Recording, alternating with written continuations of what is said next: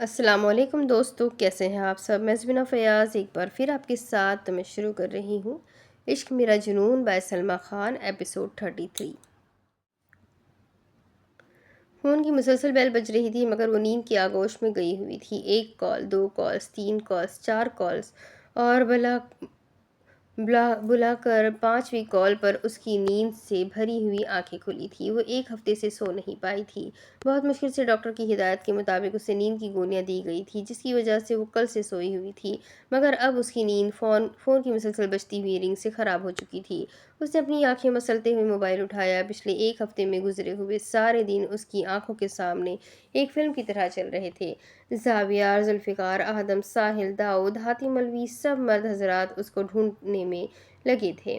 روزینہ بیگم نے بہت صبر کیا ہوا تھا۔ انہیں یقین تھا ان کا بیٹا واپس آ جائے گا۔ انہیں اپنے بیٹے پہ یقین تھا، اس لیے ان کی آنکھ سے ایک آنسو نہیں بہا تھا۔ دوسری طرف عزیز شاہ نے بالکل ہی کائنات شاہ کو نظر انداز کر دیا تھا۔ جو حرکت انہوں نے کی تھی وہ چھوٹی نہیں تھی۔ اگر وہ ان کے بچوں کی ماں نہ ہوتی تو ابھی تک انہیں جیل بھجوا چکے ہوتے، مگر بات تو یہی تھی نہ کہ وہ ان کے بچوں کی ماں تھی۔ کائنات شاہ نئے پلان بنا رہی تھی، مگر ایک خوشی بھی تھی انہیں کہ اس آبان سے پیچھا چھوٹ گیا۔ ابھی بھی انہیں کوئی افسوس نہیں تھا اپنے عمل پر، بلکہ وہ تو ڈھیٹ لوگوں کی طرح اپنی بات پر قائم تھی کہ انہوں نے کچھ غلط نہیں کیا۔ ان کا تو دل جنت کا مقامات دیکھ کر بھی نہیں کانپا۔ جنت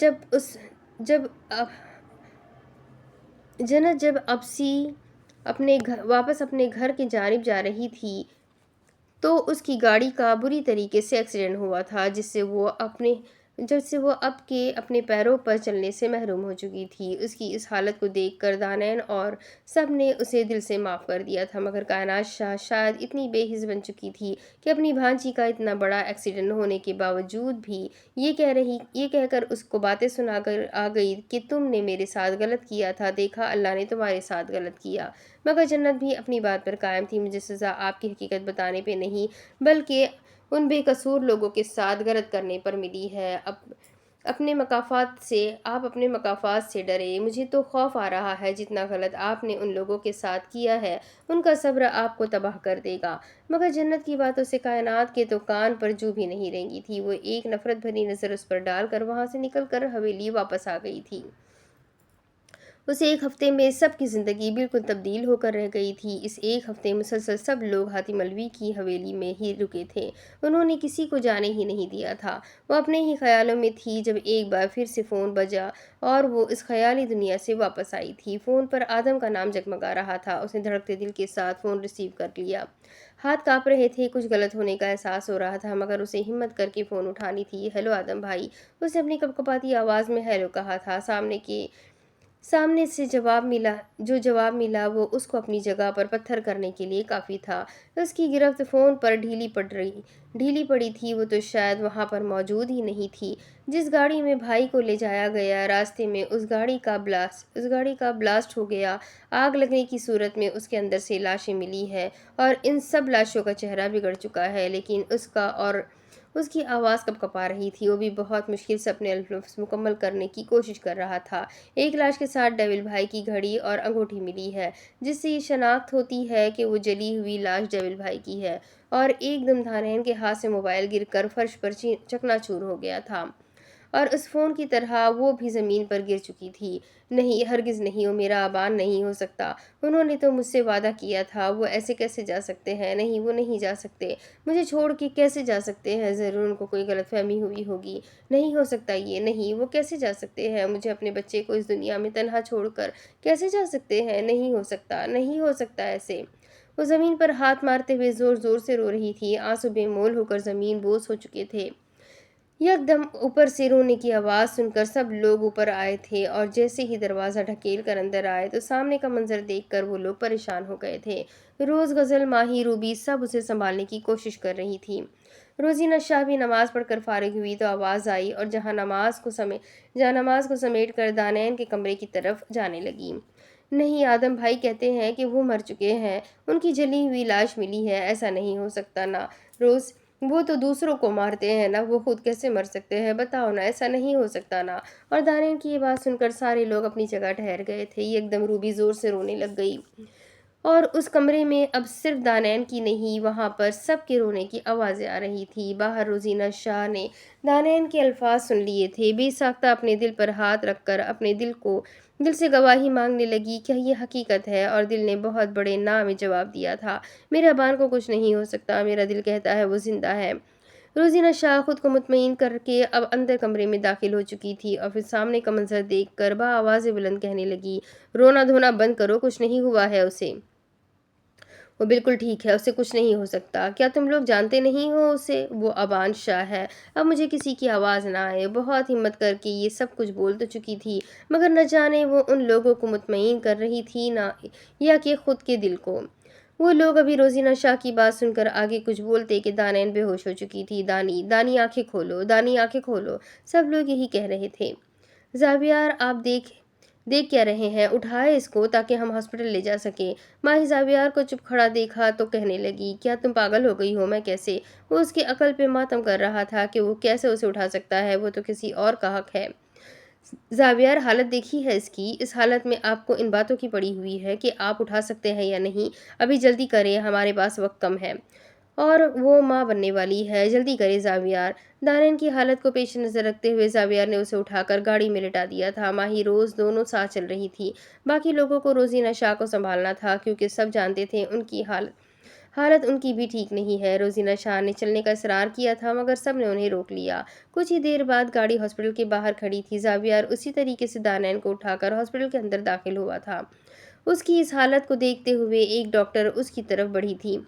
जल्दी से दानियल की हालत देखकर उसे आईसीयू में भेज दिया गया था। उसकी हालत बहुत ख़राब थी, ये चीज़ वाज़ेह तौर पर देखी जा सकती थी। वक्त गुजरता जा रहा था, मगर कोई डॉक्टर बाहर नहीं आ रही थी। और फिर चंद मिनट्स बाद एक डॉक्टर बाहर आई तो डॉक्टर को देखकर वो लोग आगे की तरफ बढ़े थे। आदम भी वहां पर आ चुका था और दाऊद भी वहां पर मौजूद था। देखिए, वो प्रेग्नेंट है, उन्होंने शायद कोई सदमा लिया हुआ है, उन्होंने बात दिल पर ले ली है, उनकी हालत ख़राब होती जा रही है। उन्हें अभी उनका भी वक्त मुकम्मल नहीं हुआ है जिसमें उनकी नॉर्मल डिलीवरी हो, इसलिए हमें अभी ऑपरेशन करना होगा। मगर आप यहाँ पर साइन कर दें, हम इन दोनों में से शायद किसी एक को ही बचा सकते हैं। ज़्यादातर ऐसे केसेस में माँ और बच्चे में से किसी एक को ही बचाया जा सकता है, पर चंद केसेस अभी ऐसे भी होते हैं कि दोनों बच जाते हैं या फिर दोनों नहीं बच पाते। आप प्लीज़ इस पेपर्स पर साइन कर दें कि अगर आपको आपकी वाइफ को कुछ भी हुआ या आपके बच्चे को, तो हमारे हॉस्पिटल की गलती नहीं होगी। वो पेपर ज़ावियार को थमा कर चली गई थी। वो शायद ज़ावियार को दानैन का शौहर समझ रही थी, क्योंकि जिस तरीके से वो परेशान था और वो उसे उठा कर लाया था, कोई भी होता यही समझता। ज़ावियर पेपर हाथ में थामे बेजान जिस्म के साथ पेपर कुर्सी पर रख गिरने वाले पीछे कुर्सी पर गिरने वाले अंदाज में बैठ गया। और भला क्या फैसला करता? ये फैसला उसे नहीं करना था, ये फैसला तो अबान को करना था। वो दोनों वजूद ही अबान के लिए बहुत अहम है। मैं क्या करूं, मुझे कुछ समझ नहीं आ रहा। बिल्कुल खाली खाली नज़र से वहां पर खड़े सब लोगों को देख रहा था। फैसला इनको ही करना था, क्योंकि जिसको फैसला करने का हक था वो यहाँ पर मौजूद नहीं था, या शायद इस दुनिया में ही मौजूद नहीं था। ज़ावियर ने 5 मिनट लिए और पेपर पर साइन करके आगे बढ़ा दिया। डॉक्टर ने पेपर्स देखे, फिर ज़ावियर की तरफ देखकर बोलने लगी, हम पूरी कोशिश करेंगे आपकी वाइफ को बचा सके। आपने लिखा है कि आपकी वाइफ को बचाना है, आप बस दुआएं करें, इंशाल्लाह सब खैर होगा। वो इतना चेक कर दोबारा ऑपरेशन थिएटर में दाखिल हो चुकी थी। पीछे ज़ावियर मुर्दा कदमों के साथ इधर से उधर चक्कर काटने लगा। सब लोग दुआओं में मसरूफ़ थे। ये कौन से जुल्म के पहाड़ थे जो उस घर पर उतरे थे? अजीज़ शाह को तो बिल्कुल ही कोई होश नहीं था। रोज़ीना शाह खुद को तसल्लियाँ दे रही थी, मगर अंदर से वो बहुत रो रही थी। उन्हें हिम्मत दिखानी थी। माही रूही दोनों ने अपना अजीज़ तरीन भाई खो दिया था, और सबसे बढ़कर उनको समझने वाला आदम रोज़ उन्होंने अपना दोस्त, अपना भाई, अपना बाप, अपना सब कुछ खो दिया था। जुल्फ़िकार ने अपना बचपन का दोस्त खो दिया था, मगर दानन ने तो शायद अपने जीने की वजह खो दी थी। वो इंसान उसके जीने की वजह था, एक हादसाती तौर पर उसे मिला था और फिर वो उसकी ज़िंदगी बन गया था और उसने उसे खो दिया था। ज़ाविया दिल में दुआएं कर रहा था कि بچہ بچ جائے، کیونکہ دانین کے پاس جینے کی وجہ صرف وہ بچہ تھا۔ اگر اسے بھی کچھ ہو جاتا تو دانی بھی شاید زندہ نہ رہ پاتی۔ وہ بس یہی دعائیں کر رہا تھا۔ وقت طویل ہو چکا تھا۔ 3 گھنٹے بعد بالآخر ڈاکٹر باہر آئی، اور باہر آتے ہوئے ان کے ہاتھ میں کمبل میں لپٹا ایک وجود بھی تھا۔ مسکراتے ہوئے آگے بڑھی اور وہ کمبل میں لپٹا ہوا وجود زاویار کی گود میں تھما دیا، اور زاویار کو تو سمجھ ہی نہیں آیا کہ یہ کیا ہو رہا ہے، مگر اس وجود کو اپنی گود میں اٹھا کر اسے اندر تک سکون محسوس ہو رہا تھا۔ اللہ کا لاکھ لاکھ شکر ہے، یہ ایک معجزہ ہی ہو سکتا ہے کہ زیادہ تر ایسے کیسز میں کوئی ایک ہی بچ پاتا ہے، مگر یہاں پر ہم نے دونوں کو بچا لیا۔ اور شاید ڈاکٹر کے ان الفاظوں نے وہاں پر بیٹھے سب کے اندر ایک نئی روح ڈال دی تھی۔ ڈاکٹر خوشی سے بتا کر اب آگے کی جانب بڑھ گئی تھی، اور زاویار اس ننھی سی جان کو گود میں اٹھائے اس کا ماتھا چوم رہا تھا۔ ماہی کی آنکھیں بے ساختہ بھیگنے لگیں۔ وہاں پر موجود سارے لوگوں کے آخر آنکھیں نم تھی۔ یہ کیسا دن تھا؟ اسی دن اس کے باپ کی موت کی خبر ملی تھی، اور اسی دن اس کا بیٹا اس دنیا میں آیا تھا۔ وہ لوگ نہیں جانتے تھے کہ ان لوگوں کو خوشی منانی چاہیے تھی یا پھر غم۔ کچھ دیر بعد دانین کو کمرے میں شفٹ کر دیا گیا تھا۔ سب لوگ دانین کو دیکھ کر اچھے تھے سوائے زاویار کے۔ دیکھ کر آ چکے تھے سوائے زاویار کے۔ ابھی وہ دوائیوں کے زیر اثر تھی، اس لیے نیم بے ہوشی کی حالت میں تھی۔ وہ ننھی سی جان ماہی کے ہاتھ میں تھی۔ جب ماہی نے محسوس کیا کہ زاویار وہاں پہ موجود نہیں، تو وہ یہ سوچ کر دانین کے کمرے کی طرف بڑھی تھی کہ وہ وہاں پر ہوگا۔ دانین کی شاید ابھی حالت ایسی نہیں تھی کہ اسے یہ بچہ دے دیا جائے، کیونکہ ابھی وہ ایک غم سے بھی نہیں اٹھی تھی، اور ویسے بھی وہ ہوش میں نہیں تھی، اس لیے اس ننھی سی جان کو سب لوگ اس کمرے کے باہر لے کر بیٹھے ہوئے تھے۔ ماہی ابھی ان کے کمرے تک پہنچی تھی جب اسے اندر سے کچھ آوازیں سنائی دی۔ دانین، آپ وہ لڑکی تھی جسے پہلی نظر میں دیکھتے ہوئے مجھے محبت ہو گئی تھی۔ آپ کا پراعتماد لہجہ، آپ کی معصومیت اور آپ کا مضبوط کردار مجھے آپ کا اسیر بناتا گیا۔ آپ کو پانے کی تمنا تھی، آپ کو اپنی زندگی میں اپنی بیوی کی حیثیت سے لانا چاہتا تھا۔ آپ میری زندگی میں آئی ہوئی پہلی لڑکی تھی جس نے پہلی نظر میں یہ میرے دل پر ایسا قبضہ کیا تھا کہ شاید اب تک نہ وہ قبضہ ہٹ پایا ہے۔ میں آپ کو کبھی بھول ہی نہیں پایا۔ جب آپ کو اس دن دلہن کے روپ میں دیکھا تھا تو دل چاہا کہ آپ کو کہیں دور لے جاؤں جہاں پر صرف آپ ہوں اور میں ہوں۔ باہر کھڑی ماہی کو لگا کہ اب وہ دوبارہ سانس نہیں لے پائے گی۔ اس کی سانسیں اکھڑنے لگی تھیں۔ وہ کمرے میں آدھی داخل ہو چکی تھی۔ میں آپ سے عشق کرتا ہوں، اور ان الفاظوں نے ماہی کو وہیں رکنے پر مجبور کر دیا تھا۔ میں جانتا ہوں ابان بھائی کی زندگی میں آنے سے پہلے میں نے آپ کو دیکھا تھا، اس حساب سے حق میرا تھا، آپ کو میری زندگی میں آنا چاہیے تھا، مگر قسمت نے کیا کھیل کھیلا۔ آپ جس انسان کی زندگی میں گئی وہ میرا اپنا ہی بھائی ہے۔ میں آپ سے عشق کرتا ہوں دانین۔ وہ کمرے سے نکل آئی تھی، کیونکہ اگر وہ اور وہاں پر کھڑی رہتی تو آج شاید اسے سچ میں موت آ جاتی۔ وہ اس کی محبت تھا، پہلی اور آخری محبت، سچی محبت، مگر وہ تو کسی اور سے محبت کرتا تھا، اور وہ بھی اپنے بھائی کی بیوی سے، یعنی دانین سے۔ یہ حقیقت اس کے لیے قبول کرنا آسان نہیں تھی۔ وہ جانتی تھی ان سب میں دانین کا کوئی قصور نہیں، کیونکہ وہ تو انجان تھی ان سب چیزوں سے۔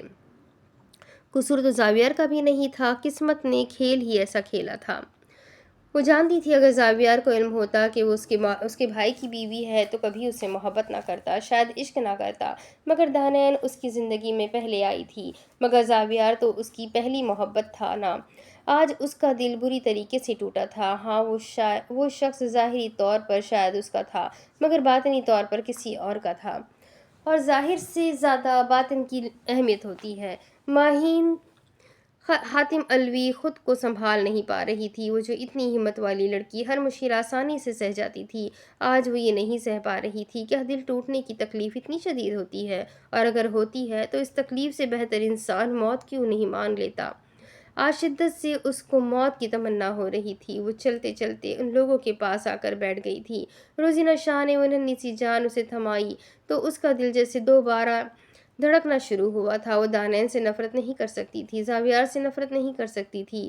یہ تو سب قسمت کا کھیل تھا، اسے قبول کرنا تھا، اسے مضبوط بننا تھا۔ وہ ایک دم اس ننھی سی جان کو سینے سے لگا کر بے ساختہ رونے لگی۔ اسے روتے روتے ہی سکون محسوس ہو رہا تھا۔ وہ نہیں جانتی تھی کیوں، مگر اس کو اس وجود سے اپنائیت محسوس ہو رہی تھی۔ لیکن جب سے میری زندگی میں ماہی آئی ہے، اس نے مجھے جینے کا ایک نیا رخ دکھایا ہے۔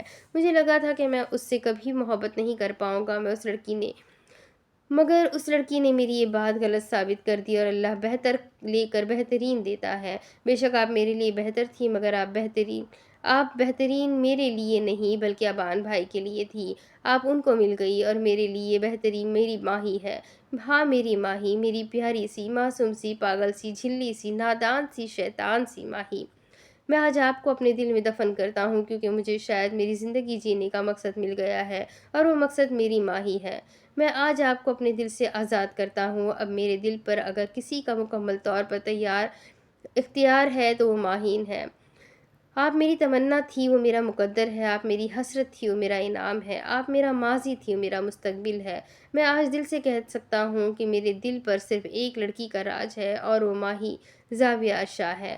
وہ اپنی مکمل بات کر کے اب کمرے سے نکل چکا تھا۔ سامنے ہی اسے ماہی نظر آئی۔ اس نے ایک دم اپنے پیر ماہی کی طرف بڑھائے۔ ماہی اسے خالی خالی نظر سے دیکھ رہی تھی۔ اس کا دل ٹوٹا تھا، اسے تکلیف ہو رہی تھی، مگر زاویہ ایک دھماکے سے بڑھ کر اسے اپنے سینے سے لگا چکا تھا۔ دانائن کو ہوش آ چکا تھا۔ وہ سب لوگ دانائن سے ملنے کے لیے کمرے میں جا چکے تھے اور باہر ماہی ویسے ہی اس کے سینے سے لگ کر کھڑی ہوئی تھی۔ زاویار نے پہلی بار اسے محسوس کیا تھا۔ زاویار کو کتنا سکون محسوس ہو رہا تھا، وہ لفظوں میں نہیں بتا پا رہا تھا۔ بہت شکریہ، بہت بہت شکریہ ماہی، میری زندگی میں آنے کے لیے، مجھے زندگی جینا سکھانے کے لیے بہت شکریہ ماہی۔ اور ماہی سمجھ نہیں پا رہی تھی کہ ایک دم اسے کیا ہو گیا ہے۔ یہ وہ زاویار تو نہیں لگ رہا تھا جو کچھ پل پہلے اس نے دانائن کے سامنے اظہار محبت کرتے ہوئے دیکھا تھا۔ زاویار آپ ٹھیک تو ہے نا؟ وہ اس سے تھوڑا الگ ہو کر اس سے پوچھ رہی تھی۔ میں پہلے ٹھیک نہیں تھا، اب ٹھیک ہوں، محبت سے اس کے ماتھے پر بوسہ دیتے ہوئے کہہ رہا تھا۔ اور پھر زاویار اس کے سامنے اس کے ہاتھ تھامے اسے کرسی پر بٹھا کر شروع سے لے کر آخر تک ساری کہانی بتا چکا تھا۔ وہ ماہی کے ساتھ ایک نئی زندگی کی شروعات کرنا چاہتا تھا، بغیر کسی جھوٹ کے ساتھ۔ وہ اس کو اپنا سارا ماضی بتانا چاہتا تھا۔ جیسے جیسے وہ بتاتا جا رہا تھا، ماہی کی آنکھیں نم ہوتی جا رہی تھی۔ اور پھر مجھے تم سے محبت ہو گئی، تم میرے لیے سب سے اہم ہو ماہی، ہمیشہ میرے ساتھ ایسے ہی رہنا، ہمیشہ میرا ساتھ دینا۔ وہ اسے مکمل بات بتا چکا تھا اور ماہی نے ایک دم اس سے گلے لگا لیا تھا۔ اس کا دل ماننے کو تیار ہی نہیں تھا کہ اس کا زاویار اور اس سے جھوٹ بول سکتا ہے۔ تھوڑی دیر پہلے وہ جو بھی سن کر آئی تھی، اس کا دل مطمئن نہیں تھا یہ بات ماننے پر، مگر اب زاویار کے منہ سے اس نے ساری حقیقت سن لی تھی۔ اب اس کا دل پرسکون تھا۔ آپ تو نہیں چھوڑیں گے نا؟ کبھی نہیں، میں بھی نہیں چھوڑوں گی۔ ویسے بھی اب تو آپ کی امی کے ساتھ مزہ آنے لگا ہے، سب لوگ میرے ساتھ اتنے اچھے ہیں، کوئی تو ہو جس کے ساتھ لڑائی جھگڑا ہو، اس لیے میں بھی آپ کو نہیں چھوڑ رہی۔ وہ مسکراتے ہوئے اسے دیکھ رہا تھا اور ماہی بھی روتے روتے مسکرا رہی تھی۔ تو اس کہانی میں داؤد مظہر، جسے کبھی پہلی نظر والی محبت کا یقین ہی نہیں تھا، اور وہ غزل سے پہلی نظر والی محبت کر بیٹھا تھا، اور اس محبت کو جیت کر اس نے اپنی زندگی کی گاڑی میں غزل کو بھی بٹھا دیا تھا، اور پھر ان دونوں کی زندگی کی نئی شروعات ہوئی تھی جس میں داؤد مظہر اور غزل تھے۔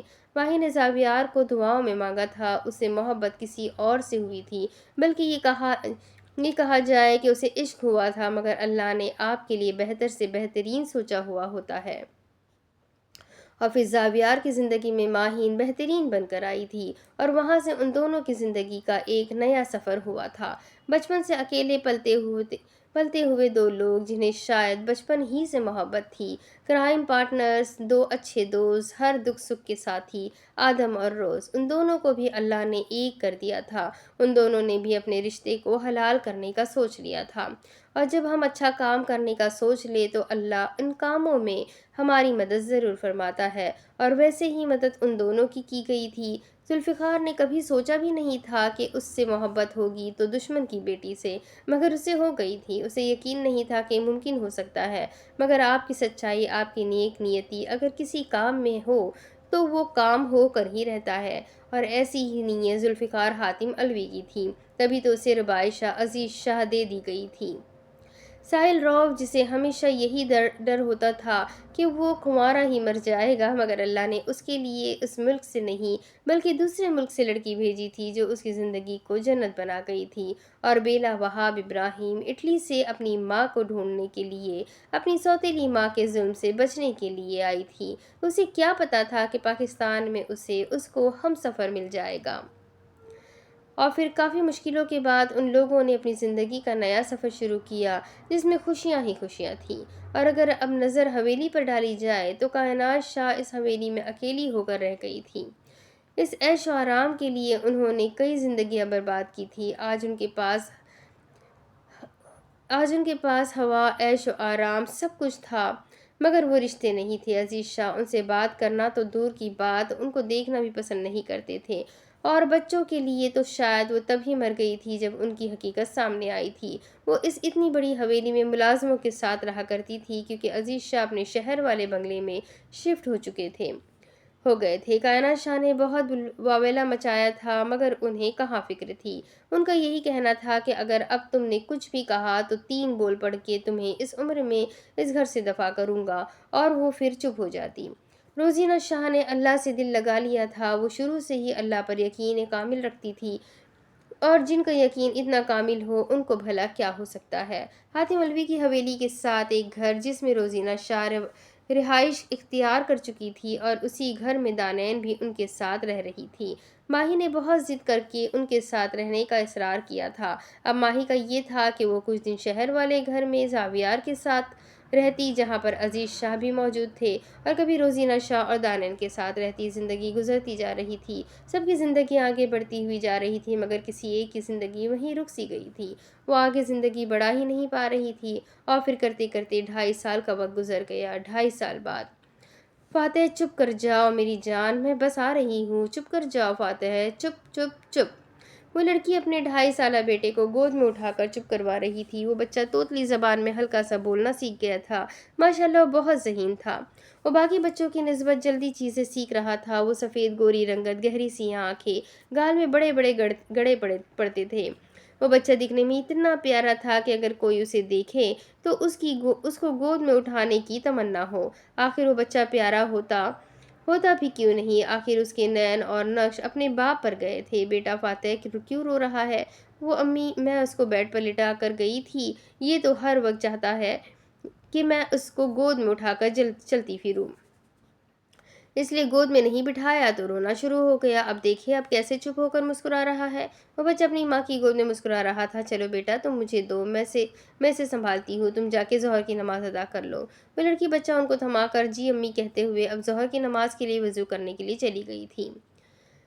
مانو میرا بچہ چپ کر جاؤ، تم تو باپ سے بھی 2 ہاتھ آگے نکلی، کتنا روتی ہو تم، سو جاؤ میرا بچہ سو جاؤ۔ یار یہ کیوں رو رہی ہے؟ مجھے نہیں پتا، تم پوچھ لو، طبیعت تو نہیں خراب؟ اگر خراب ہے تو آدم صاحب ہاسپٹل لے جاؤ نا، میری شکل کیا دیکھ رہے ہو؟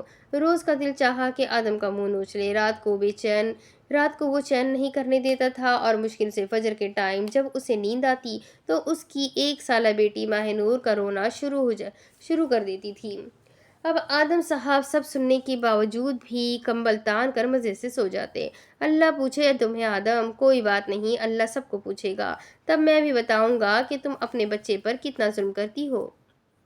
میں ظلم کرتی ہوں؟ جتنا میں پالتی ہوں نا اتنا پال کے دکھاؤ، تم دماغ درست ہے تمہارا؟ ایک تو پوری رات تم نہیں سونے دیتے، اور جا کر کبھی آنکھ لگ جائے تو یہ میڈم رونا شروع کر دیتی ہے۔ سوچا تھا اپنے بچوں کو بہادر بناؤں گی، ایسا بناؤں گی کہ رونا تو دور کی بات دوسروں کو رلائے، مگر یہ تو مجھے رلا رہی ہے۔ ارے سو جاؤ میری ماں، اس کا تو روز کا ہے۔ وہ بڑبڑاتے ہوئے اب کمبل تان کر سو چکا تھا۔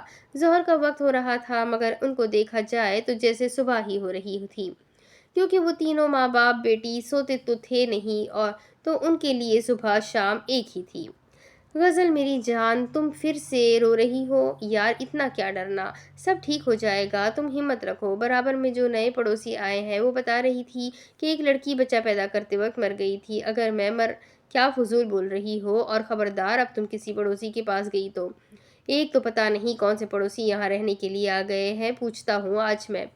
ایسی خبریں میری بیوی کو آ کر سنا رہی ہے، ایک تو ویسے بھی ڈرپوک، اوپر سے رو رو کر حشر برا کر دیتی ہے۔ داؤد اور غزل کے یہاں بچے کی پیدائش ہونے والی تھی، اور غزل مسلسل 1 ہفتے سے روئے جا رہی تھی۔ ان کے پڑوس میں نئے لوگ رہنے آئے تھے، جن میں سے ایک عورت نے اسے بتایا تھا کہ اس کی جٹھانی بچہ پیدا کرتے وقت مر گئی تھی، اور تبھی سے روز کو اپنی فکر لاحق ہو گئی تھی، اور کچھ مختلف حال ساحل اور بیلا کا بھی ہی تھا۔ ان کے یہاں بھی بچے کی پیدائش ہونے والی تھی، مگر بیلا تو پرسکون تھی۔ میڈم نے ضد کر کے بریانی کھانی تھی۔ ڈاکٹر نہیں سکتی اسے منع کیا تھا۔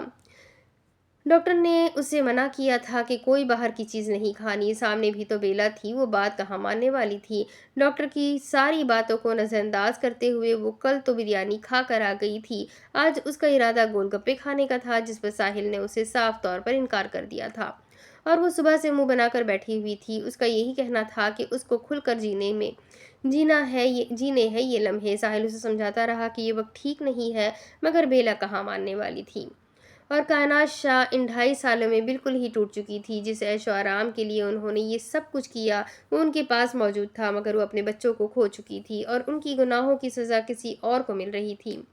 آپ میرے جانے کے بعد دوسری شادی کر لیجئے گا، اور ہمارا ارادہ ہے نا پورا ملک گھومنے کا، وہ تو ادھورا رہ جائے گا، پھر آپ اپنی دوسری بیوی کے ساتھ گھومیے گا۔ شاید میرے نصیب میں آپ کے ساتھ گھومنا نہیں ہے۔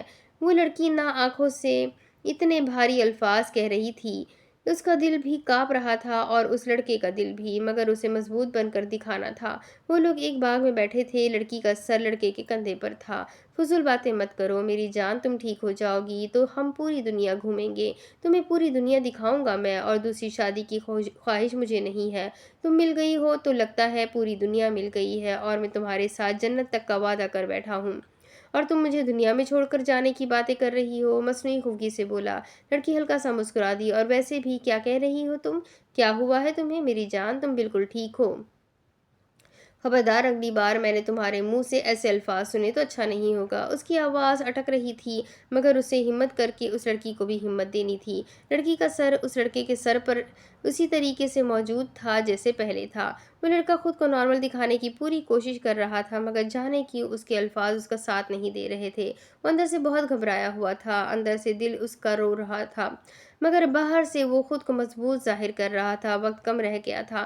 وہ لڑکی اسی طریقے سے کندھے پر سر رکھ کر آنکھیں بند کر چکی تھی۔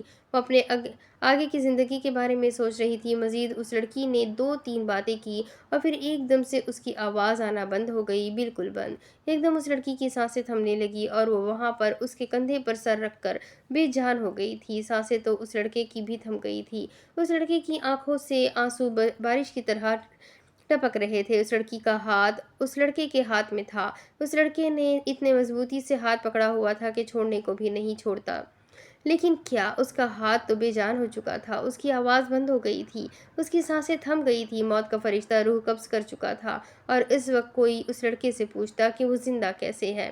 سانسیں تو دونوں کی ایک ساتھ تھمنی تھی۔ انہوں نے وعدہ کیا تھا کہ یہ سانسیں اگر رکی تو دونوں کی ساتھ رکے گی۔ پھر وہ کیسے بے وفائی کر گئی؟ وہ کیسے وعدہ وفا نہیں کر سکی؟ وہ کیسے پہلے جا سکتی تھی؟ اس کی سانسیں پہلے کیسے تھم سکتی تھی؟ اس کو تو جانا نہیں تھا، ان دونوں کو تو ایک ساتھ جانا تھا، مگر وہ تو جا چکی تھی اس دنیا کو چھوڑ کر، اس کو چھوڑ کر، سب کو چھوڑ کر۔ بہت سارے سوال، مگر سوالوں کا جواب کچھ بھی نہیں تھا۔ مگر وہ لڑکی جاتے جاتے اس لڑکے کی زندگی بھی لے گئی تھی۔ اس دن ایک انسان کی موت نہیں ہوئی تھی، بلکہ اس وقت اس پارک میں ایک نہیں بلکہ 2 موتیں ہوئی تھیں۔ روبی، روبی، روبی، نہیں، مجھے چھوڑ کے مت جاؤ، میں نہیں رہ پاؤں گا روبی، خدا کے لیے اپنے ذوالفقار کو چھوڑ کر مت جاؤ۔ وہ ایک دم نیند سے بیدار ہوا تھا۔ ربائشہ نے جلدی سے لائٹ آن کی اور اس کو دیکھنے لگی، جس کا پورا جسم پسینے سے بھیگا ہوا تھا۔ ذوالفقار ٹھیک ہے؟ کیا ہوا ہے آپ کو؟ میں یہیں ہوں، میں کہیں نہیں جا رہی، آپ ٹھیک تو ہے نا؟ وہ اس کی یہ حالت دیکھ کر خود بھی پریشان ہو چکی تھی، اور ذوالفقار جیسے کہ ہوش میں آیا تھا، سامنے روبی کو دیکھ کر ایک دم اسے اپنے سینے سے لگا لیا۔ تم مجھے چھوڑ کر نہیں جاؤ گی؟ تم ہمیشہ میرے ساتھ رہو گی نا؟ وہ بچوں کی طرح اس سے پوچھ رہا تھا۔ روبی پہلے تو گھبرا گئی، پھر ہلکا سا مسکرا کر اسباب میں سر ہلا دیا۔ میں کہاں جاؤں گی؟ مجھے تو یہیں رہنا ہے، آپ کے ساتھ، آپ کے پاس۔ ضرور آپ نے کوئی ڈراؤنا خواب دیکھا ہوگا۔ آیت الکرسی پڑھے اور سو جائے، اللہ سب بہتر کرے گا۔ وہ خود بھی چند صورتیں پڑھ کر اس پر دم کر کے اب لیٹ چکی تھی، مگر ذوالفقار کے دل کا کیا جو بے چین تھا۔ چند روز سے ربائشہ کی طبیعت ٹھیک نہیں تھی۔ جب ڈاکٹر کے پاس لے جاؤں گا تو ڈاکٹر نے ٹیسٹ کی، اور ڈاکٹر نے صبح ہی بتایا تھا کہ اسے بلڈ کینسر ہے، وہ بھی لاسٹ سٹیج کا۔ اور اب کوئی ذوالفقار سے پوچھتا کہ وہ کیسے یہ لمحہ گزار رہا تھا۔ وہ کیسے یہ سب کچھ برداشت کر رہا تھا؟ اس کا دل چاہ رہا تھا کہ ڈاکٹر کی جان لے لے، مگر وہ کیا ہی کر سکتا تھا؟ اب اس کے پاس کوئی راستہ نہیں بچا تھا سوائے دعا کرنے کے۔ کوئی ڈاکٹر نے کہہ دیا تھا کہ لاسٹ سٹیج ہے۔ وہ نہیں جانتا تھا کہ ربائشہ کوئی بیماری ہے، مگر اگر تھی تو اس نے اسے کیوں نہیں بتایا؟ یا شاید اسے پتہ ہی نہیں تھا کہ اسے یہ بیماری ہے۔ وہ عجیب کشمکش میں گھرا تھا۔ اس نے سوچ لیا تھا کہ وہ صبح جا کر ڈاکٹر سے بات کرے گا اور ساری چیزیں معلوم کرے گا، اور جیسے ہی صبح کی پہلی کرن ان کی حویلی پر اتری تھی، وہ یہ ایک دم گاڑی کی چابی اٹھا کر باہر نکل چکا تھا۔ روبی نے اس کو بہت روکا، مگر اس نے یہی کہہ دیا کہ اس کو ضروری کام ہے، اس لیے اسے ضروری جانا ہوگا۔ وہ کسی کی بھی بات نہ سنے وہاں سے جا چکا تھا۔ جاتے جاتے اس نے روبی کو تسلی دی کہ انشاءاللہ میں اچھی خبر لے کر آؤں گا۔ وہ اب جا چکا تھا اور اس کا اب سفر شروع ہو چکا تھا۔ سفر کا اختتام ہاسپٹل پر ہوا تھا۔ جب وہ اندر داخل ہوا تو ڈاکٹر اسے پہچان گیا تھا۔ وہ فائل ہاتھ میں پکڑے اب اس فائل پر نظر دہانی کر رہا تھا۔ دیکھیں مسٹر عاصم، آپ کی بیوی۔ ایک منٹ، میرا نام عاصم نہیں، ذوالفقار ہے۔ لیکن آپ کی پیشنٹ کا نام ربائشہ نہیں ہے؟ جی ڈاکٹر، میری پیشنٹ کا نام ربائشہ ذوالفقار حاتم علوی ہے۔ آئی ایم سوری، اصل میں میرے پاس اس نام کی 2 پیشنٹ آئی تھی۔ مجھے لگا کہ آپ مسٹر عاصم ہیں، اس لیے میں نے یہ رپورٹس آپ کو دے دی۔ ذوالفقار نے بھی جب رپورٹس پر غور کیا تو شوہر کے نام کی جگہ اس کا نام نہیں بلکہ کسی اور کا نام تھا۔ ڈاکٹر، آپ مجھے میری بیوی کی کنڈیشن بتائیں۔ اب سخت الجھن کا شکار تھا۔ ارے سوری مسٹر ذوالفقار، آپ کی بیوی تو فائن ہے، میری مسٹیک تھی، اس لیے میں نے یہ بتا دیا۔ ماشاءاللہ سے آپ کی بیوی کو کچھ بھی نہیں ہوا، سارے رپورٹس کلیئر ہیں۔ اور ذوالفقار کے تو جیسے جان میں جان آئی تھی۔ کل سے وہ جس کی زیت سے گزر رہا تھا، جس کیفے سے گزر رہا تھا، وہ بھلا کیا ہی بتاتا کسی کو۔ اسے ڈاکٹر پر غصہ بھی آ رہا تھا، مگر وہ ضبط کر کے وہاں سے اٹھ چکا تھا۔ وہ پرسکون تھا، بہت خوش۔ چند دنوں کے بعد ایک خبر ان سب لوگوں کو ملی تھی جن سے چند لوگوں کو دل سے دکھ ہوا تھا، تو چند لوگوں نے اسے مکافات کا نام دیا تھا۔ کائنات شاہ کی لاش کمرے سے ملی تھی۔ جب پوسٹ مارٹم کیا گیا تو بتایا گیا تھا کہ انہوں نے تنہائی سے بچنے کے لیے نیند کی دوائیوں کی بھاری مقدار کھا لی تھی۔ وہ خود کو تنہائی سے بچانے کے لیے روز 2 گولیاں کھایا کرتی تھی، اور پھر ان کی گولیوں کی تعداد بڑھ گئی جن سے ان کی موت واقع ہو گئی۔ سب کو سچ میں دکھ ہوا تھا، مگر جو انہوں نے کیا تھا وہ بھی اچھا نہیں تھا۔ ان کے جنازے میں سب لوگ شامل تھے۔ جب آپ اپنا فیصلہ اللہ پر چھوڑ دیتے ہیں تو پھر جو ظالم ہوتے ہیں ان سے بدلہ اللہ خود لے لیتا ہے۔ اس بات کا منہ بولتا ثبوت کائنات شاہ تھی۔ سب لوگوں نے فیصلہ اللہ پر چھوڑ دیا تھا۔ روزینہ شاہ نے اپنا مقدمہ اللہ کے سپرد کر دیا تھا، اور بے شک وہ ذات فتح پا گئی، اور وہ ذات ہمیشہ فتح پاتی ہے۔ ان کی وفات کے کچھ وقت بعد فاتح کی سالگرہ تھی، جس میں وہ بالآخر 3 سال کا ہو گیا تھا۔ بہت میٹھا بولتا تھا، طوطی زبان میں جس طریقے سے وہ بولتا تھا سب کے دلوں کو اپنی طرف موڑ دیتا تھا۔ غزل نے تو کہہ دیا تھا کہ فاتح تو میرا داماد بنے گا، تو روز کہاں پیچھے رہ سکتی تھی؟ ارے میں تو پیچھے چھڑوانے کے لیے پڑی ہوئی ہوں اپنی بیٹی سے۔ میں نے بھی سوچ لیا ہے فاتح میرا داماد بنے گا۔ ابھی 2 لوگ تو پیچھے ہی تھے، بیلا اور غزل، جن کی ڈیلیوری کو 1 مہینہ ہی رہ گیا تھا، اور خیر سے ربائشہ بھی امید سے تھی، مگر وہ تینوں چپ کھڑی ہوئی تھی کیونکہ ان کو پتہ ہی نہیں تھا کہ ان کی بیٹی ہونے والی ہے یا بیٹا۔ غزل نے تو بہت ضد کی تھی کہ وہ جاننا چاہتی ہے کہ اس کا بیٹا ہونے والا ہے یا بیٹی، مگر داؤد نے کہہ دیا تھا بیٹا اور بیٹی میں کوئی فرق نہیں کیا جاتا۔ جتنی اہمیت بیٹی کو ہوتی ہے اتنی ہی اہمیت بیٹے کو بھی ہوتی ہے۔ یہ معاشرہ بیٹے کو زیادہ اہمیت دیتا ہے۔ بہت ساری ایسی عورتیں ہوتی ہیں جن کے مرد دوسری شادی یا ان کو چھوڑ دیتے ہیں صرف یہ کہہ کر کہ ہمیں تو بیٹا ہی چاہیے تھا، مگر اگر ان لوگوں کو بیٹی کی اہمیت پتہ ہو تو وہ لوگ کبھی یہ نہ کہیں۔ وہ لوگ پڑھ لکھ کر پتہ نہیں کیا کر لیتے ہیں جب ان کی سوچ اتنی ہی چھوٹی ہوتی ہے، اور کچھ قبائلی علاقوں میں بھی ایسے لوگ پائے جاتے ہیں۔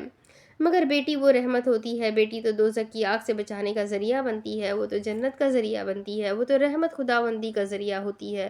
بیٹی تو محبت کی علامت ہے، مگر نہ جانے کیوں یہ معاشرہ بیٹی کو اس کے جائز حقوق جو اسلام نے دیے ہیں وہ نہیں دیے جاتے، بلکہ ان کے دل آزاری کی جاتی ہے۔ اس نے سوچ لیا تھا کہ بیٹی ہو یا بیٹا ہمارے لیے دونوں برابر ہے، بلکہ مجھے تو بیٹے کی خواہش ہے کیونکہ میں چاہتا ہوں کہ میرے گھر میں رحمت آئے۔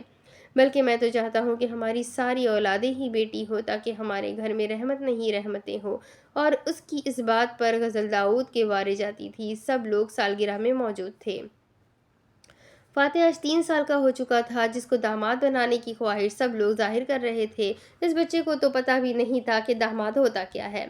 سب نے اپنے تحفے آگے کیے، ابھی کیک کٹنے ہی والا تھا جب دروازے سے 4 وجود اندر داخل ہوئے۔ میں نے کہا تھا نا ہم لیٹ ہو جائیں گے، تو میری کیا غلطی؟ آپ کی غلطی ہے ساری۔ میں نے کہا تھا اگر تم وانیہ کو تیار کر دیتے تو پھر ہمیں دیر نہ ہوتی، لیکن نہیں، تمہیں تو اپنی بیٹی کے ساتھ کھیلنا تھا۔ میں پہلے ہی حسنین کو تیار کر کے گئی تھی تاکہ تب تک میں تیار ہو جاؤں، اور وانیہ تو ویسے بھی تمہارے قریب ہے تو تم اس کو تیار کر دو گے، لیکن نہیں، تمہیں تو… ارے بچوں، اب بس کر دو۔ وہ دونوں جلدی جلدی سامان پکڑے ہاتھ میں اپنے ننھے سے بچوں کو لے کر اندر داخل ہو رہے تھے۔ ماہی کو تو احساس ہی نہیں ہوا کہ وہ اندر داخل ہو چکی ہے۔ وہ لڑائی میں اتنی مصروف تھی کہ اسے احساس بھی نہیں ہوا، اور زاویار کو جب احساس ہوا تو وہ تھوڑا شرمندگی سے سب کے چہرے دیکھنے لگا۔ زاویار اور ماہی کے یہاں 2 جڑواں بچوں کی پیدائش ہوئی تھی۔ دونوں میں 2 منٹ کا فرق تھا۔ بڑی وانیہ بطول شاہ تھی اور چھوٹا حسنین شاہ تھا۔ بیٹیاں ہمیشہ اپنے باپ کے قریب ہوتی ہے، تو وانیہ زاویار کے زیادہ قریب تھی، تو حسنین ماہی کے زیادہ۔ وہ دونوں مسکراتے ہوئے اب گفٹس دانین کو پکڑا رہے تھے۔ دانین نے بھی آگے بڑھ کر بچوں کو گود میں اٹھا کر چوما تھا۔ ربائشہ نے حسنین کو گود میں اٹھا لیا تھا۔ کیک کٹنے میں اب بس 5 منٹ رہ گئے تھے۔ ابھی وہ لوگ ہیپی برتھ ڈے کا شور مچاتے کہ لائٹس چلی گئی۔ ارے یہ کیا ہو گیا؟ یہاں پہ بھی لوڈ شیڈنگ ہوتی ہے کیا؟ تمہیں پتا ہوگا، ہمیں کیا؟ ہاں ٹھیک ہے، مجھے ہی پتا ہے۔ داؤد اور ذوالفقار کی لڑائی شروع ہو چکی تھی۔ وہ ہمیشہ ہی چھوٹی باتوں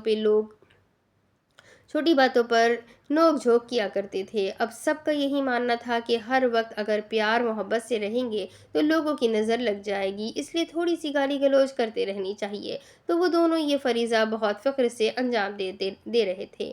ابھی وہ دونوں لائٹ کو دیکھنے کے لیے آگے بڑھ ہی رہے تھے جب انہیں کسی کی آواز سنائی دی۔ Happy birthday to you, happy birthday to you, happy birthday dear my son, happy birthday to you. اور یہ آواز تو کروڑوں کی آبادی میں بھی دانین پہچان سکتی تھی۔ یہ آواز تو وہاں پر سب لوگوں نے پہچان لی تھی۔ سب لوگ حیران نظر سے ایک دوسرے کو دیکھ رہے تھے، کیونکہ سامنے والے کا چہرہ اندھیرے کے باعث نظر نہیں آ رہا تھا، اور ایک ہی پل میں لائٹ جلی اور سب کو اپنی آنکھوں پر یقین نہیں آیا۔ سامنے کون کھڑا تھا؟ سب لوگ پریشان ہو کر ایک دوسرے کو دیکھ رہے تھے۔ دانین نے فاتح کا ہاتھ سامنے کی طرف کیا اور پھر بولنا شروع ہوئی۔ میں نے بولا تھا نا بابا آ جائیں گے۔ دیکھو فاتح، آپ کے بابا آ گئے ہیں۔ وہ نم آنکھوں سے فاتح کو گود میں اٹھائے اس کی طرف اشارہ کر رہی تھی۔ بے یقینی سے سب لوگ اس کو دیکھ رہے تھے، اور پھر ایک دم سب لڑکے ابان کے اوپر جھپٹے تھے۔ زاویہ، ذوالفقار، آدم، ساحل، داؤد، سب لوگ اس سے گلے مل رہے تھے۔ عزیز شاہ بے یقینی سے اپنے بیٹے کو دیکھ رہے تھے۔ اتنے سالوں میں عزیز شاہ بالکل ہی بدل گئے تھے۔ ان کی حالت بہت خراب نظر آتی تھی۔ وہ ظاہری طور پر بھی بہت کمزور ہو گئے تھے۔ بابا صاحب آپ ٹھیک ہے؟ اور یہ وہ الفاظ تھے جن کے لیے عزیز شاہ نے اتنے سالوں تک انتظار کیا تھا۔ وہ تڑپ کر اپنے بیٹے کو سینے سے لگا کر پھوٹ پھوٹ کر رونے لگے۔ روزینہ شاہ نے عزیز شاہ کے کندھے پر ہاتھ رکھا۔ شاہ جی، میں نے کہا تھا نا ہمارا بیٹا آ جائے گا۔ دیکھیں میری بات سچ ہو گئی۔ وہ نم آنکھوں سے مسکرا کر بتا رہی تھی، مجھے معاف کر دو میرا بیٹا، میں نے تمہارے ساتھ اور تمہاری ماں کے ساتھ بہت غلط کیا، مجھے معاف کر دو۔ وہ ہاتھ جوڑ کر اس کے سامنے معافی مانگ رہے تھے۔ وہ روزینہ شاہ سے بھی معافی مانگ چکے تھے، اور روزینہ شاہ نے انہیں دل سے معاف بھی کر دیا تھا۔ ارے نہیں بابا صاحب، کیوں گنہگار کرتے ہیں؟ میں ٹھیک ہوں، مجھے آپ سے کوئی گلہ نہیں، مجھے مت گنہگار کرے۔ وہ ان کے ہاتھ بیچ میں ہی تھام کر خوش دلی سے ان کو معاف کر چکا تھا۔ اب باری باری سب لڑکیاں آگے بڑھی اور اس سے ملنے لگی۔ ماہی نے اپنے دونوں بچوں کو ابان سے ملایا تو ابان نے محبت سے دونوں کا ماتھا چوما، بیلا کے سر پر شفقت بھرا ہاتھ پھیرا۔ غزل بھی خوش دلی سے آگے بڑھ کر ملنے لگی۔ روز نے آگے بڑھ کر ابان کو گلے لگا لیا اور پھر اپنی بیٹی اس کے سامنے لا کر دکھانے لگی۔ ابان مسکرایا تو یہ منی لیڈی ڈان ہے، وہ مسکرا کر بولا تو وہاں پر سب لوگ مسکرا دیے۔ ارے کہاں ابان بھائی، جب سے اس سے شادی کی ہے تب سے سب کچھ چھوڑ دیا ہے، چھوڑ تو اس نے بھی دیا ہے، آپ کے بعد مزہ ہی نہیں آتا تھا، اس لیے بس ایک اچھی بیوی بننے کا سوچ لیا میں نے اور پھر گھرداری سنبھال لی۔ اور ماشاءاللہ سے یہ جو عورتیں یہاں پہ بیٹھی ہوئی ہیں، ان عورتوں نے بھی میری بہت مدد کی۔ اب مجھ جیسی نازک سی لڑکی کو تھوڑی پتہ تھا ان چیزوں کا، ان لوگوں نے ہی سکھایا ہے۔ اور وہاں پر سب لڑکیاں خود کو عورتیں گنوانے پر غصے سے روز کو دیکھنے لگیں۔ ارے چل لیڈیز، بعد میں ہم لوگ اس بارے میں بحث کریں گے، وہ آنکھ دباتے ہوئے سب کو کہہ رہی تھی۔ اور اب ملنے کی باری تھی تو اس کی، جس کو ملنے کے لیے وہ ہر وقت تڑپا کرتا تھا، ماضی۔ وہ لوگ اسے اٹھا کر لے جا رہے تھے، وہ بے ہوش تھا۔ جب تھوڑا آگے ہی چل کر اسے تھوڑا سا ہوش آیا تو پھر وہ سمجھ گیا تھا سارا معاملہ۔ اس نے اپنے پیر کی طرف دیکھا تو گن وہاں پر موجود تھی۔ اسے لگا تھا لڑائی کے دوران گن وہیں پر ہی گر گئی ہوگی، مگر خوش قسمتی سے وہ اس کے پیر میں موجود تھی، اور شاید جلد بازی میں ان لوگوں کی نظر اس گن پر نہیں پڑی تھی۔ اس نے ایک دم وہ گن نکالی اور اپنے برابر بیٹھے دونوں لوگوں کو شوٹ کر دیا۔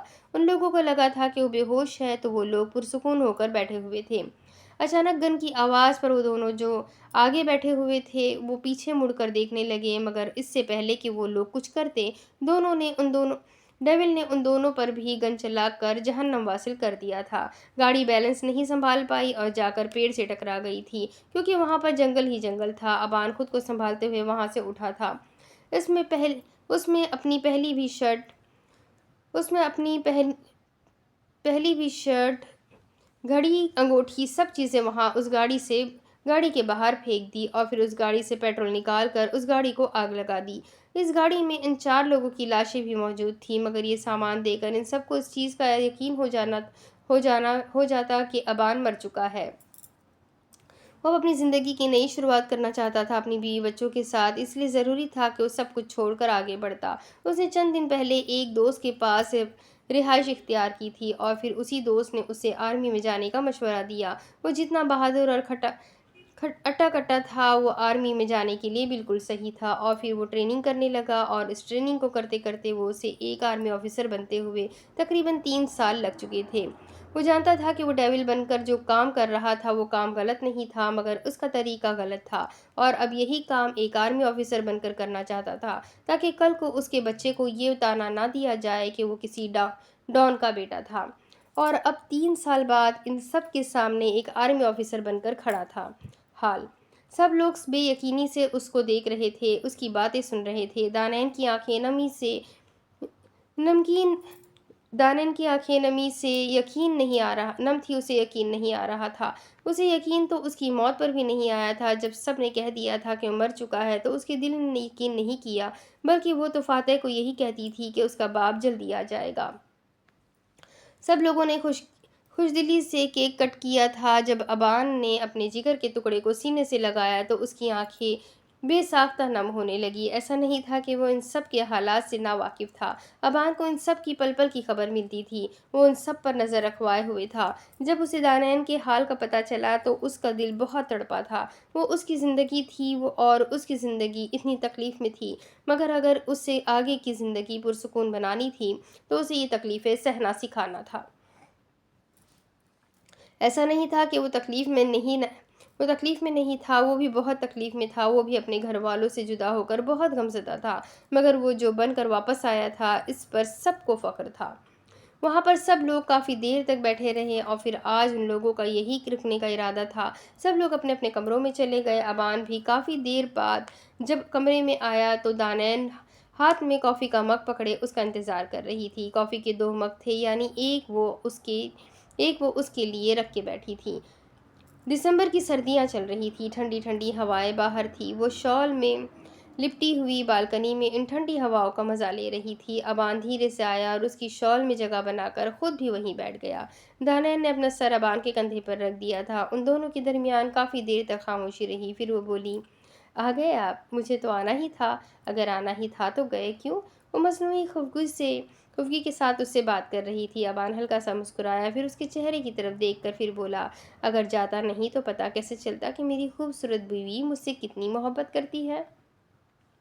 میں نے تمہارا یاد کرنا دیکھا ہے، میں نے تمہاری محبت دیکھی ہے دانائن، تم نے مجھے بدل دیا، تم نے مجھے ایک اچھا انسان بنا دیا۔ میں تمہارا جتنا شکریہ ادا کروں وہ کم ہے، میری زندگی ہو تم۔ اور میں تم سے جنت تک کا وعدہ کرتا ہوں، تو تم کیسے سوچ سکتی ہو کہ میں تمہیں دنیا میں چھوڑ کر چلا جاؤں گا؟ میں نے نہیں سوچا تھا جو آنکھیں بند کر کے اس کی محبت بھری باتیں سن رہی تھی، اس بات پر تڑپ کر اس نے آنکھ کھولی۔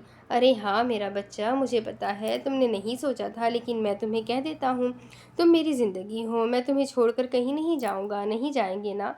میں نے اب جانا کہاں ہے؟ میری زندگی تم اور فاتح ہو، اور میں تم لوگوں کے لیے ہی یہ بن کر واپس آیا ہوں، تاکہ تم لوگوں کو اس معاشرے میں کسی بھی بات کا سامنا نہ کرنا پڑے۔ محبت سے اس کے ہاتھوں پر اپنا ہاتھ رکھے اسے یقین کروا رہا تھا۔ دانی نے مسکرا کر آنکھیں کھولی اور اس کی طرف دیکھنے لگی۔ ایسے کیا دیکھ رہی ہو؟ وہ اس کو بس دیکھے جا رہی تھی۔ دیکھو، اگر تم مجھے ایسے دیکھتی رہی تو میرا یہاں سے اٹھنا مشکل ہو جائے گا، وہ محبت بھرے لہجے میں کہہ کر دانائن کو اپنے سینے میں چھپا چکا تھا۔ دانائن بھی اللہ کا شکر ادا کر رہی تھی کہ اللہ نے اتنی مشکلوں کے بعد اس کے صبر کا پھل اسے عطا فرمایا۔ وہ دونوں ابھی انہی خوابوں میں تھے جب پیچھے سے فاتح کے رونے کی آواز آئی۔ ابان مسکرا کر اٹھا اور فاتح کو گود میں اٹھا کر اس کے ساتھ کھیلنے لگا۔ دارین دور کھڑی اپنے باپ بیٹے کو کھیلتے ہوئے دیکھ رہی تھی۔ اللہ ایسے ہی ہمیشہ ہمیں خوش رکھے، اس نے دل سے دعا مانگی تھی اور اس دعا پر پہلے سے ہی آمین کہہ دیا گیا تھا۔ یہاں پہ ختم ہوئی یہ دو الگ لوگوں کی کہانی۔ اس کہانی میں نفرت، محبت، اعتبار، عقیدت، عزت، موت، ہر چیز کا مزہ چکھا تھا۔ دو بھائیوں کے عجیب کہانی، اور پھر دونوں بھائیوں کو ایک ہی لڑکی سے محبت ہو جانا، مگر قسمت نے ان لوگوں کے لیے کچھ اور ہی لکھا تھا۔ ایک پتھر دل انسان کو ایک نرم دل انسان میں بدل دیا تھا، ظالموں کو ان کے انجام تک پہنچایا۔ روزینہ شاہ کے صبر کا پھل ان کو مل گیا تھا، ان کو ان کا مرتبہ، ان کا خاندان سب واپس مل گیا تھا۔ زابیر کا دل ٹوٹا تو اسے ماہی کی شکل میں بہترین انسان بھی مل گیا تھا۔ ماہی جو یہ سوچ بیٹھی تھی کہ اس کی محبت ادھوری رہ جائے گی، اسے ایک حادثاتی طور پر اس کی محبت مل جاتی ہے، اور پھر ان کی محبت کامیاب ہو گئی، اور پھر چند عرصے بعد اللہ نے انہیں وانیہ بطول شاہ اور حسنین شاہ کے روپ میں انہیں انعام دیا تھا۔ ساحل جو اس خوف میں جی رہا تھا کہ بیلا اس کو چھوڑ جائے گی، مگر وہ کیا جانتا تھا کہ بیلا کے دل میں بھی وہی جذبات تھے، اور پھر اللہ نے ان دونوں کو بھی ایک کر دیا، اور پھر ان کے یہاں بھی ایک ننھی سی بیٹی کی پیدائش ہوئی۔ اس بچی کا نام انہوں نے حالے رکھنے کا سوچا تھا۔ کیسے ذوالفقار کو پہلی نظر والی محبت ہو گئی! اسے امید نہیں تھی کہ اس رشتے سے اسے ربائشہ شاہ مل جائے گی، مگر اللہ نے ہماری قسمت پہلے ہی لکھی ہوئی ہوتی ہے، اور پھر ان دونوں کی زندگی ایک ساتھ گزرنے لگی، اور پھر اللہ نے ان کو ایک بیٹی سے نوازا جس کا نام انہوں نے شگفتہ رکھا تھا۔ یہ خواہش روبی کی تھی کہ وہ اپنی بیٹی کا نام اپنی ساس کے نام پہ رکھے، اور اس کی اس بات پر ذوالفقار اور حاتم علوی دونوں ہی دل سے بہت خوش تھے۔ روز اور آدم، جن کو یہ تو پتا تھا کہ وہ دونوں ضرور ایک ہوں گے، مگر ابان کے جانے کے بعد وہ دونوں بالکل ہی بکھر چکے تھے، مگر ان دونوں نے ایک دوسرے کو سنبھالا تھا، اور پھر ان دونوں کو ماہ نور کی شکل میں ان کی زندگی کا ایک عذاب ملا تھا۔ یہ روز کا کہنا تھا، کیونکہ ماہ نور رو رو کر بہت پریشان کیا کرتی تھی، اور آدم تو اسے پریشان دیکھ کر مسکرانے لگ جاتا تھا۔ ان کی زندگی بھی ہنسی خوشی گزرتی گئی۔ داؤد مظہر، جسے محبت کا پتہ ہی نہیں تھا، مجھے سب کو ایک وقت کے لیے استعمال کرتا تھا۔ ہاں، یہ بات ضرور تھی کہ وہ لڑکیاں بھی اپنی مرضی سے ہی وقت گزارتی تھی، مگر اس سے کیا پتا تھا کہ اسے گاؤں کی ایک سادہ سی معمولی سی لڑکی پسند آ جائے گی۔ اور غزل، جس نے کبھی خواب میں بھی نہیں سوچا تھا کہ اسے داؤد مظہر جیسا شوہر ملے گا، مگر جو ہمارے حق میں بہتر ہوتا ہے اللہ وہ ہمارے لیے کر دیتا ہے، اور وہ دونوں بھی ایک دوسرے کے حق میں بہتر تھے، تب ان دونوں کو ایک دوسرے کا ساتھ ملا، اور ان کی یہاں دو جڑواں بچوں کی پیدائش ہوئی۔ ایک کا نام انہوں نے عہد داؤد مظہر رکھا تھا، اور دوسرے کا نام انہوں نے افق داؤد مظہر رکھا تھا، اور پھر ان دونوں کی زندگی خوشگوار گزرنے لگی۔ اور دانائن مقبول صادق، ایک معمولی سی لڑکی جس کا خواب تھا ڈاکٹر بننا، اس نے بالآخر اپنا خواب پورا کیا۔ گاؤں میں ہاسپٹل بنایا گیا جس میں وہ باقاعدہ طور پر بیٹھا کرتی تھی۔ ابان نے اس کی ہر خواہش پوری کی تھی، اور وہ گاؤں کی پہلی ڈاکٹر بننے کی خواہش رکھتی تھی، اور وہ گاؤں کی پہلی ڈاکٹر بن گئی۔ لوگ دور دور سے اس کے پاس علاج کروانے آتے تھے، اور اس کو خوشی تھی کہ وہ کسی کی شفا کا باعث بن رہی تھی۔ اللہ نے اس کو یہ استقامت دی تھی کہ وہ بیمار لوگوں کو شفا دے رہی تھی۔ ابان بھی اس پر واری جاتا تھا۔ وہ جب ہاسپٹل میں ہوتی تھی تو فاتح کا خیال ابان ہی رکھا کرتا تھا۔ فاتح بھی اپنے باپ سے بہت زیادہ اٹیچ ہو گیا تھا، اور یوں ان کی کہانی کا ایک خوشگوار اور بہت اتار چڑھاؤ والا اختتام ہوا تھا، مگر کہانی کا ضرور اختتام ہوا ہے۔ محبت ہمیشہ کے لیے ان دونوں کی قائم تھی، بلکہ سب کی ہی قائم تھی۔ ان لوگوں نے وعدہ کر لیا تھا کہ وہ لوگ دنیا میں کیا جنت تک یہ ساتھ نبھائیں گے، اور ان کا یہ وعدہ انشاءاللہ وفا ہوگا۔ تو یہاں پر اختتام ہوتا ہے دانین اور ابان کی کہانی کا، زاویار اور ماہی کی کہانی کا، ساحل اور بیلا کی کہانی کا، داؤد اور غزل کی کہانی کا، آدم اور روز کی کہانی کا، ربائش اور ذوالفقار کی کہانی کا، اور یہاں اختتام ہوتا ہے عشق میرا جنون کا۔ تو بہت ہی بہترین، بہت ہی خوبصورت، بہت ہی انٹرسٹنگ ناول تھا یہ، جو مجھے تو کافی پسند آیا۔ آئی ہوپ آپ سب کو بھی بہت پسند آیا ہوگا۔ بہت اچھا ناول تھا، تو اسے انجوائے کریں۔ اس کی پوری پلے لسٹ اویلیبل ہے۔ جن ایپیسوڈ کو آپ مس کر چکے ہیں یا یاد نہیں ہے، آپ پوری پلے لسٹ دوبارہ سے سن سکتے ہیں۔ تو ساتھ ہی مجھے کمنٹ کر کے ضرور بتائیں کہ آپ کو یہ ناول کیسا لگا، اور آگے آپ کون سا ناول سننا چاہیں گے، ضرور بتائیے گا۔ تو ملتے ہیں اگلے ایک نئے ناول کے ساتھ نئے ویڈیو میں۔ تب تک کے لیے اپنا خوب سارا خیال رکھیں، مجھے بھی دعاؤں میں یاد رکھیں۔ چینل کو سبسکرائب کرنا نہ بھولیں، ویڈیو کو ضرور لائک کیا کریں۔ اللہ حافظ۔